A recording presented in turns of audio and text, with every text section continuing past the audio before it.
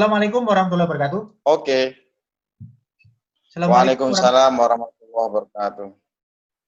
Salam sejahtera bagi kita semua, sekalian. Kali ini saya akan berbincang bersama Mas Muflihul Hadi SHMH. Beliau adalah Kepala Keasistenan Pencegahan Ombudsman RI Perwakilan Jawa Timur. Kita akan berbincang seputar apa tugas dan kewenangan Ombudsman Perwakilan Jawa Timur dan kasus-kasus apa yang menarik yang telah ditangani. Langsung saja saya sapa beliaunya, Mas Muflihul Hadi. Assalamualaikum. Waalaikumsalam warahmatullahi wabarakatuh. Selamat pagi. Gimana kabarnya nih? Selamat pagi. Gimana? Lagi di kantor ini. Nah.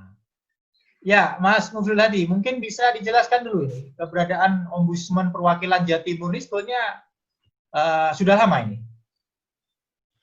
Ya, Ombudsman RI Perwakilan Jawa Timur itu berdiri sejak tahun 2010. Jadi sudah hampir 10 tahun kami berdiri di Perwakilan Jawa Timur yang menaungi seluruh kabupaten kota di Jawa Timur. Nah, Ombudsman namanya Ombudsman Perwakilan, kami punya kewenangan mutatis mutandis dengan Ombudsman RI di Jakarta. Tapi kami lembaga vertikal yang seluruh pendanaannya oleh APBN, jadi tidak boleh menerima bantuan APBD maupun dari pihak-pihak lain di luar APBN. Gitu. Ya, bisa dijelaskan dulu apa tugas dan kewenangannya apa ini? Sesuai dengan pasal 1 Undang-Undang nomor 37 tahun 2008, Ombudsman itu lembaga negara yang mempunyai fungsi pengawasan penyelenggaraan pelayanan publik yang diselenggarakan oleh pemerintah, BUMN atau BUMD yang sebagian atau seluruhnya bersumber dari APBN atau APBD. Jadi seluruh instansi pemerintah ataupun swasta atau perseorangan yang menyelenggarakan pelayanan publik yang sebagian dananya atau seluruhnya dari APBN atau APBD itu diawasi oleh Ombudsman. Oke. Jadi mulai lurah, kepala desa, camat, dinas-dinas, lembaga-lembaga negara yang fungsinya menyelenggarakan pelayanan publik itu diawasi oleh Ombudsman. Ya, hasil pengawasan selama ini, kira-kira kasus apa atau mungkin data sebaran di masing-masing kabupaten kota paling banyak di mana? Oke, kalau kita mau buka data tahun 2019, kami telah menerima total 228 laporan. Nah, 228 laporan ini tersebar di Surabaya itu 91 laporan, 39%,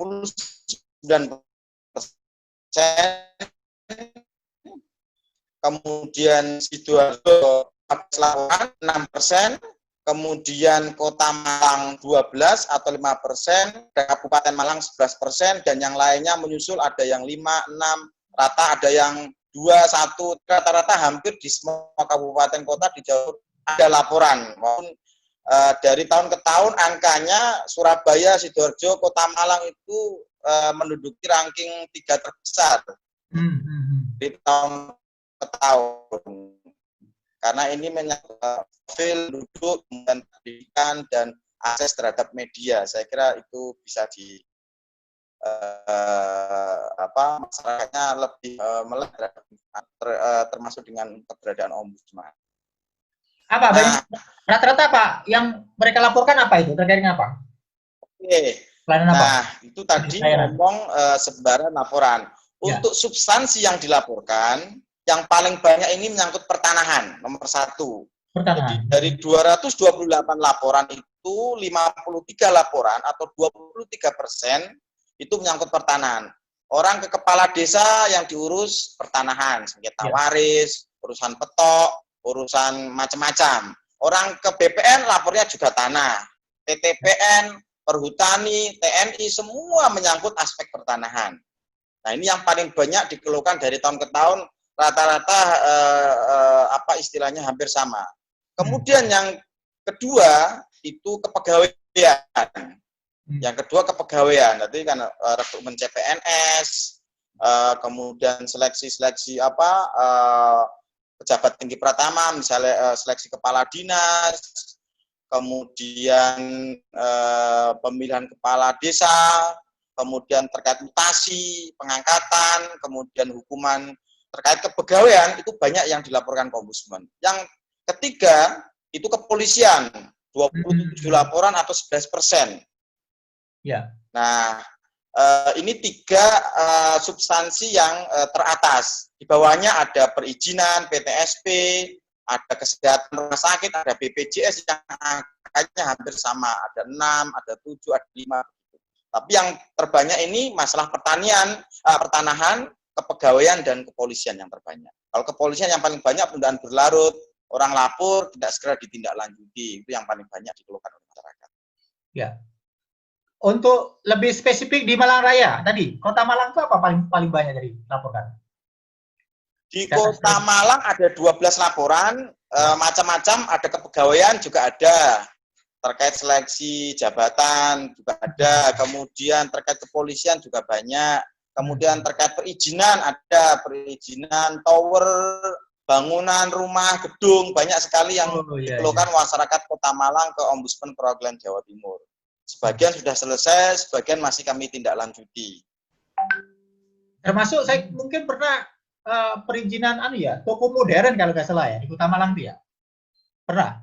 Kalau toko modern itu sudah lama. Itu kami melakukan proses kajian, termasuk di Surabaya. Jadi kami ambil data di PTSP, misalnya waktu itu saya lupa tahun 2012, kalau nggak salah 2013 sudah lama. Intinya bahwa ternyata seluruh waktu itu loh ya, seluruh toko modern yang kita kenal itu satu pun tidak ada yang mempunyai izin waktu itu. Termasuk di beberapa kota yang tidak mempunyai izin. Di Surabaya itu untuk mendapat izin itu harus lengkap syaratnya, kajian ekonomi, kajian sosial, macam-macam, itu yang tidak pernah dilakukan. Mereka hanya ngurus IMB, ngurus HO, berdiri. Padahal persyaratannya tidak begitu. Nah, ini yang kita temukan beberapa rekomendasi perbaikan. Kami minta supaya Pemkot misalnya melakukan satu tindakan, ketegasan, juga meminta membuat perwali yang lebih istilahnya lebih teknis, supaya para pelaku usaha ini bisa mengakses apa-apa yang harus dipenuhi untuk mendapatkan izin itu. Oh gitu. Berarti rata-rata temuan Ombudsman memang toko modern di beberapa tempat, kabupaten kota termasuk Kota Malang itu tidak punya izin usaha toko modern ya, IUTM itu ya? Ya, itu sudah lama kami kaji. Kalau sekarang kami kemarin terakhir tahun 2019 melakukan kajian terkait mitigasi bencana di Bojonegoro dan di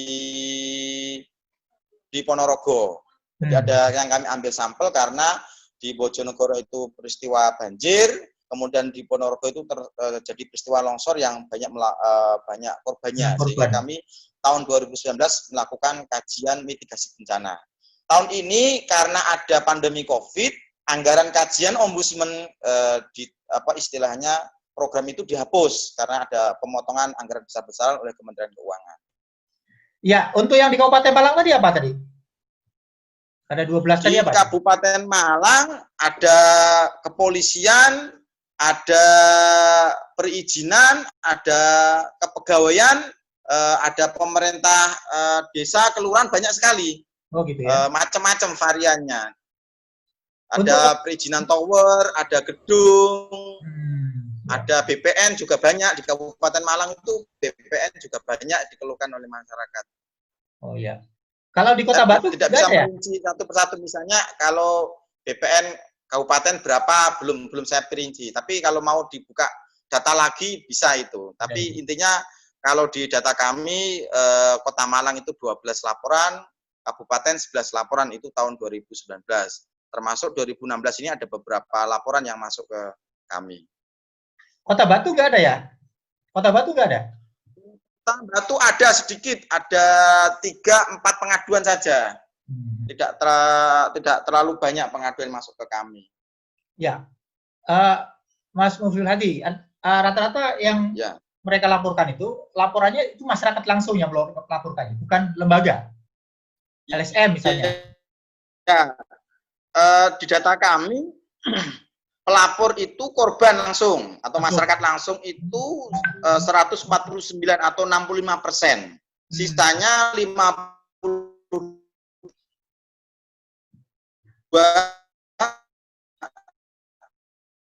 itu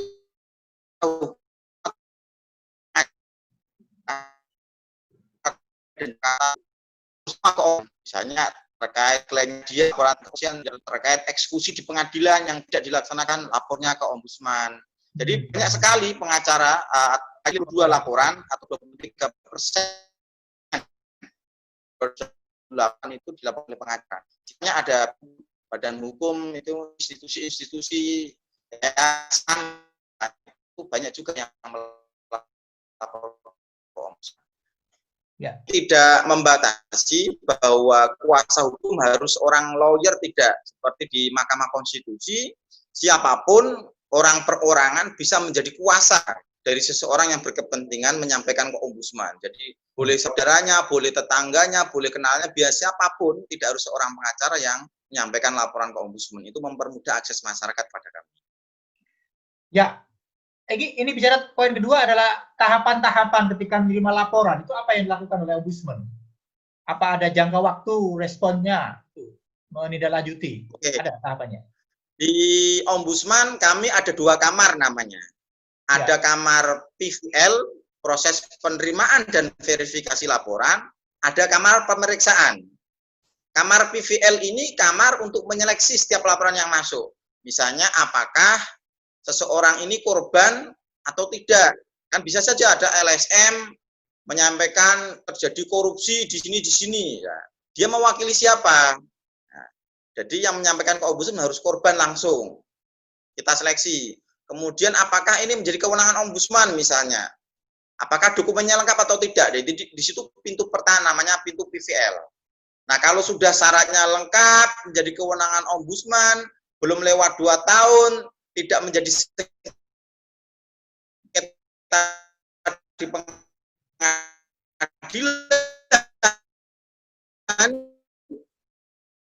maka masuk di tim. Saya buat pemeriksaan, ada bidang agama, bidang catatan sipil, kemudian bidang kesehatan, bidang pendidikan, kemudian ada sekitar 9 bidang satu tim itu. Jadi masuk saya yang menangani persoalan-persoalan keagamaan, masjid, sengketa ada perizinan pondok pesantren, termasuk kepegawaian, ketenaga kerjaan, itu masuk di tim saya, tim 2. Nah, di situ nanti ada proses hukum penyelesaian laporan namanya. Pertama ada klarifikasi. Proses klarifikasi kalau di dalam pers itu namanya hak jawab.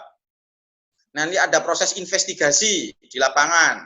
Kalau tanah kan harus dilihat batas-batasnya seperti apa misalnya.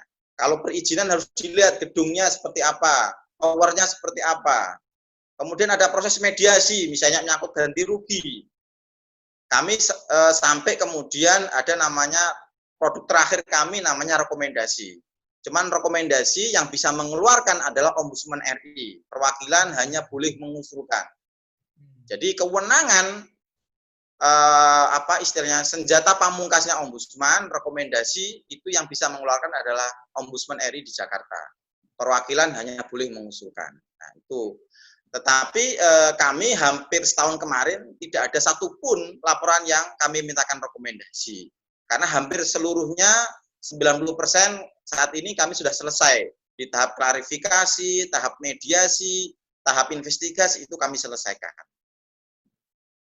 Jadi itu hukum acara penyelesaian di ombudsman. Itu terkait dengan konteks laporan masyarakat. Sebetulnya kerja-kerja ombudsman juga banyak terkait dengan konteks pencegahan. Kebetulan saya Kepala Keasistenan Bidang Pencegahan, itu selama setahun kami punya 5 program di kantor Ombudsman Perwakilan Jawa Timur. Satu, kami punya program sosialisasi.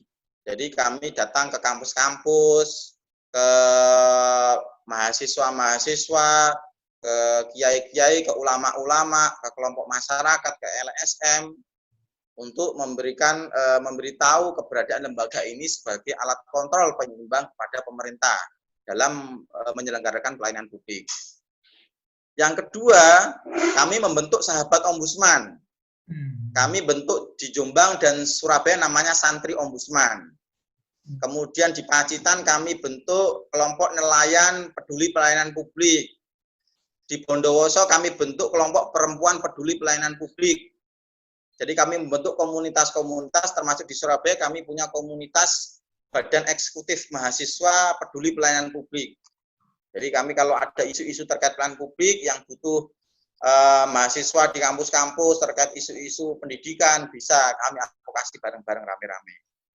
Kemudian kami punya program riset penelitian, namanya Rapid Assessment Kajian.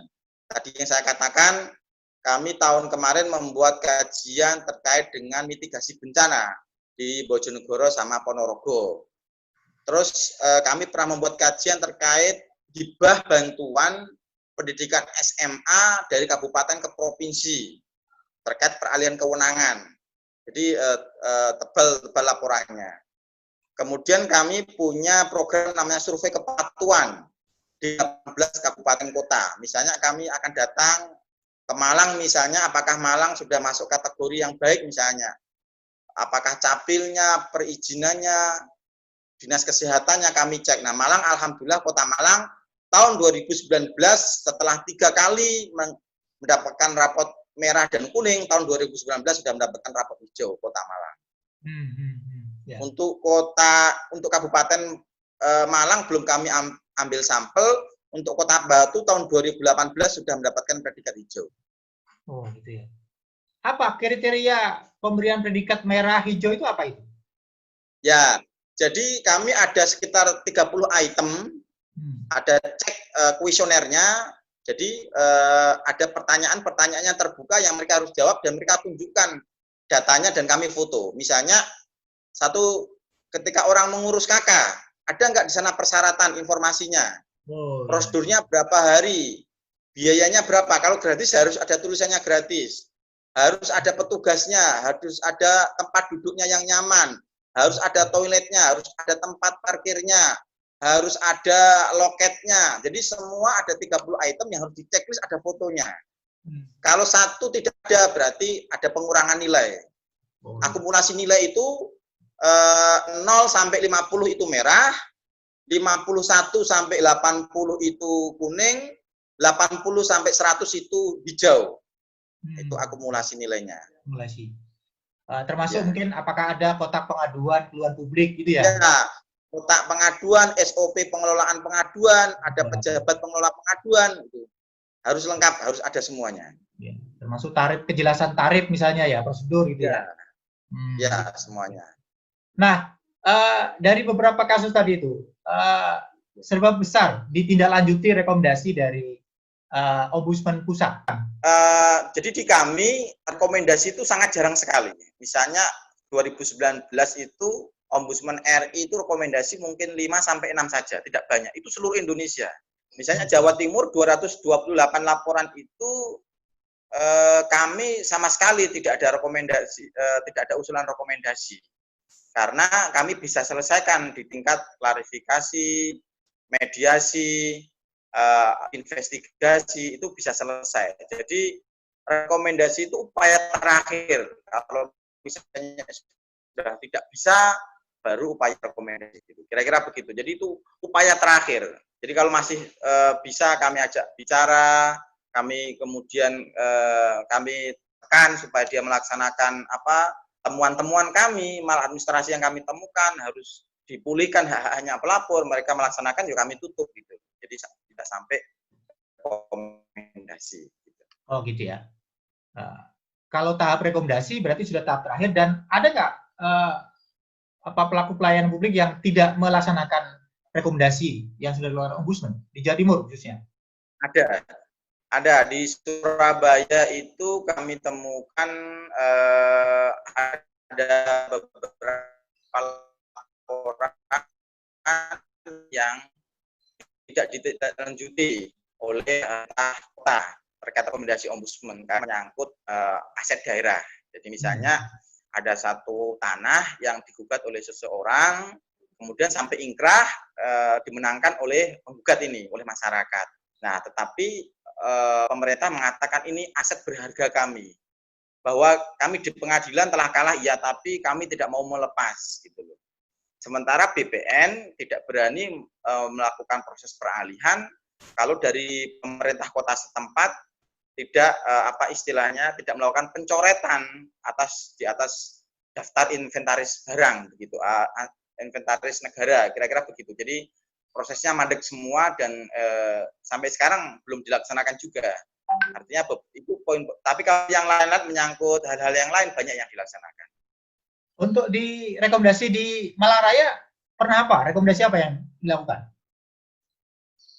Di Malang Raya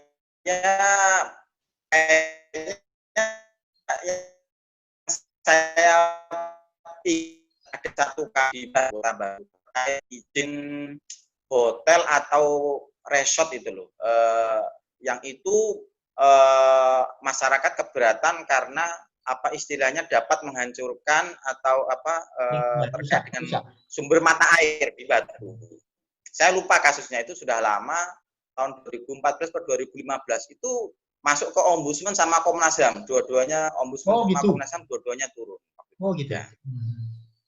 Untuk Malang, saya lupa namanya. Untuk Malang dan Kabupaten? Malang Kabupaten belum pernah ada rekomendasi. Sepanjang 10 tahun saya kerja belum ada. Oh ya, termasuk di Kota Malang belum ya?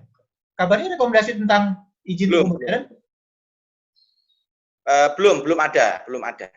Oh gitu. Karena waktu itu untuk modern itu kami kajian, bukan laporan.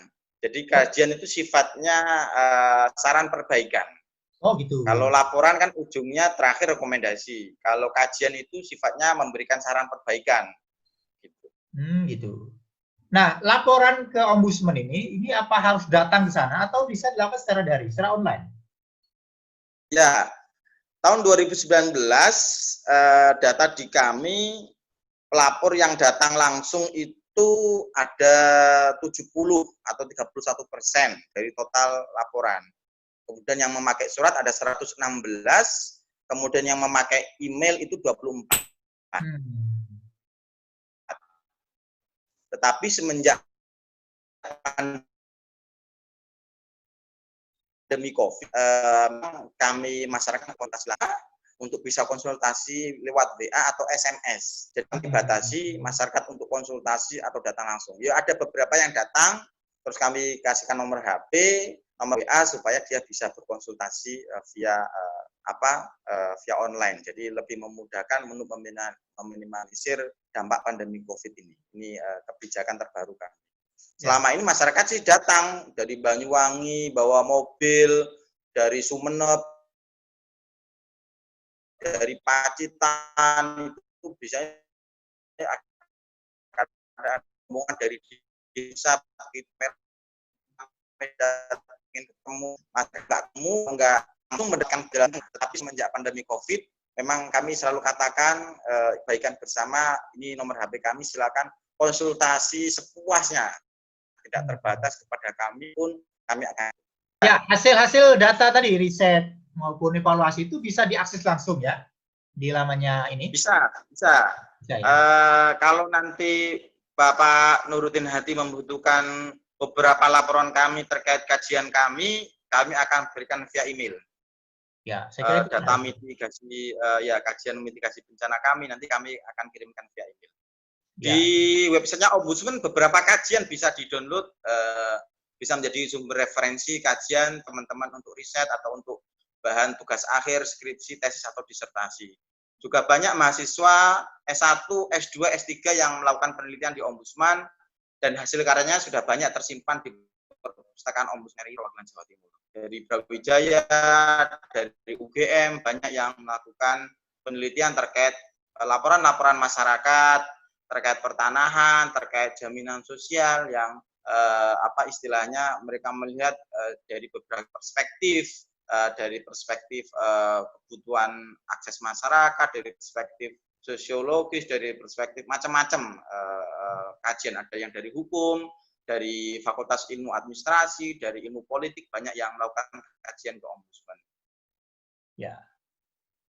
Ya, mungkin terakhir kira-kira apa himbauan ke masyarakat kalau ada keluhan publik bisa dilaporkan ke mana dan seperti apa prosedurnya? Terakhir, Mas Mulyadi. Ya. Kalau lebih enak, lebih gampang karena kami membatasi kontak fisik, bisa menyampaikan lewat website kami juga ada www.ombudsman.go.id atau ke nomor HP 0815 150 15.000 0815 150 15.000. Itu WA, hotline, konsultasi, pengaduan, bisa lewat situ. Lebih mudah masyarakat. SMS, foto di WA, semua kronologis ditulis di WA, begitu sudah bisa kami terima. Jadi mempermudah akses masyarakat. Oh gitu ya. Jadi langsung direspon tanpa harus ada laporan tertulis juga awalnya ya, konsultasinya. Ya, jadi satu lagi Pak Nuruddin yang ingin kami sampaikan, kami di Ombudsman punya namanya mekanisme reaksi cepat Ombudsman.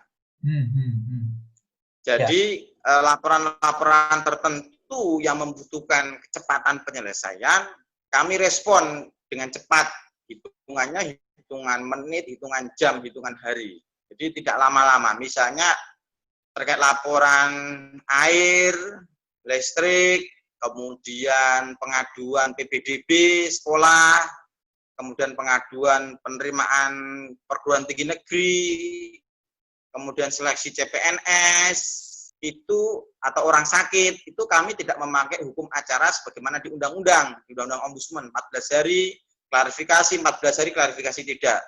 Jadi kami hitungannya menit, jam, dan hari. Jadi kalau pengaduan terkait pelayanan air, listrik, orang sakit, CPNS, PBDB, itu kami cepat respon, karena kalau kami terlambat sedikit nanti momentumnya akan hilang dan orang tidak akan bisa dipulihkan hak-haknya. Itu kami punya hukum acara tersendiri di luar hukum acara sebagaimana ditentukan oleh Undang-Undang Nomor 37 Tahun 2008. Namanya reaksi cepat Ombudsman, RCO. Ya. Baik, saya kira itu Mas Mufriyadi. Terima kasih atas informasinya. Mudah-mudahan perbincangan kita ini bermanfaat bagi masyarakat khususnya Jawa Timur yang akan melaporkan keluhan terkait dengan pelayanan publik. Ya, saya kira itu. Assalamualaikum warahmatullahi wabarakatuh. Waalaikumsalam warahmatullahi wabarakatuh. Sukses untuk Pak Nuruddin Hadi. Ya, sampai jumpa pada perbincangan berikutnya. Bye-bye.